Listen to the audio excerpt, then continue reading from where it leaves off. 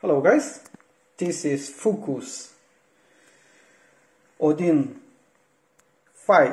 F3 3D printer, and today I want to give my thoughts about this printer.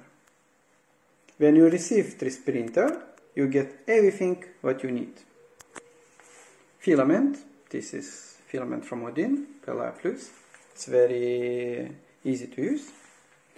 All tools. Actually, it's super easy to assemble this printer. Two screws, and you just connect this cable. That's it, guys, and you're ready to go. This is very useful, especially for 3D printing beginners. Like you see, guys, this is direct extruder with built-in filament breakout sensor. If you want to use flexible filament, best way to go with direct extruder. Use this button if you want to change filament manually, or just go to your settings, tools, filament, and change filament automatically. 2 Z-axis, really nice. You get super stable lines or layers. But most important, check this out, guys. Yes, double E axis. Not all printers have this in these days. That's super cool to have if you want to have clean prints with no ghosting. You bet it's a stable, really stable. This model I printed in 40 millimeters per second, 60 millimeters per second, and 75 millimeters per second. 0.2 layer height. I'm using simplified 3D slicer. I like more than Cura slicer. I think Cura have too much settings. It's too complicated to use. That's why actually I'm using simplified 3D slicer. I go into that link below so you can download profile and import to your simplified 3D slicer. For me those settings works really great. Check this out. I made this model especially for FOKOOS filament, to test FOKOOS filament. All these angles, bridges, and so on. No support needed actually. You print like this. No support needed. Also, check this out. It came. Wow, nice. Really nice. I like what you see.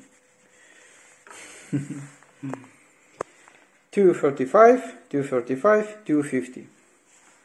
It's quite big printing area. For such a compact printer, it's very well made. No cables, very compact printer, and you have 235, 235, 250. Yeah, it's big, actually, big printing area. Check this out.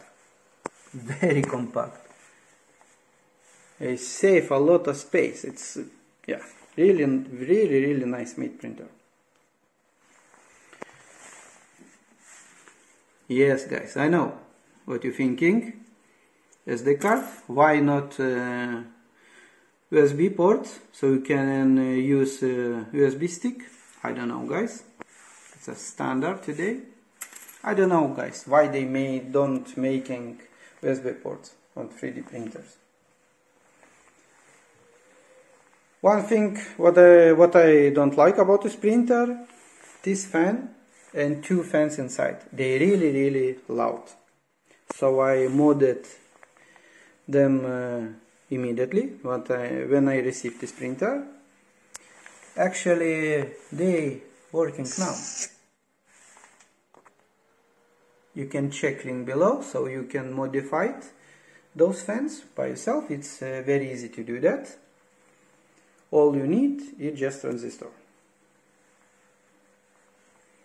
After I mode it, I get very or super quiet printer, and I enjoying much more now.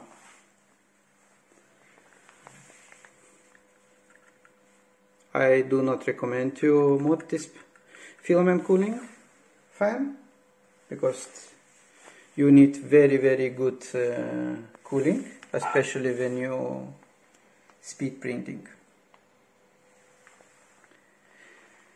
I think this printer is a really great printer, or I very recommend for 3D printing beginners. Super easy to assemble, very easy to use, completely open source printer, so you can do what you want, add auto leveling, flash your firmware, change your icons, add wireless adapter, and so on.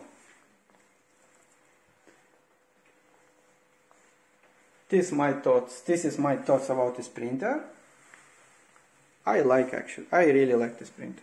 Simple, compact, easy to use, and actually everything what I need. Enjoy, subscribe, and happy 3D printing.